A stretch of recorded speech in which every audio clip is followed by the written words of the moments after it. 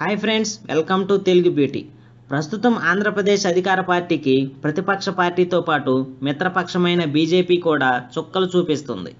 ఆంధ్రప్రదేశ్ అధికార పార్టీ ఆగడాలు రోజురోజుకి మితిమీరిపోతున్నాయని బీజేపీ నేతలు బహిరంగంగానే అంటున్నారు.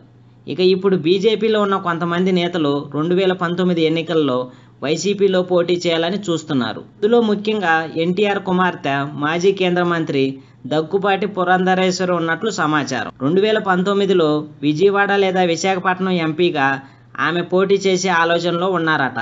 అదేవిధంగా వైఎస్ఆర్ ప్రభుత్వంలో మంత్రిగా పనిచేసిన కాపు సామాజిక వర్గానికి చెందిన గుంటూరు ఎమ్మెల్యే కన్నా లక్ష్మీనారాయణ కూడా వైసీపీ వైపు చూస్తున్నారని సమాచారం.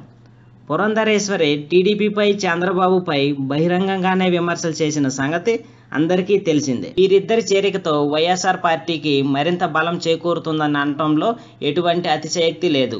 మరి వీరి రాకతో ఇతర పార్టీల నుంచి ఇంకెంతమంది కార్యకర్తలు వైసీపీలోకి చేరుతారో వేచి చూద్దాం.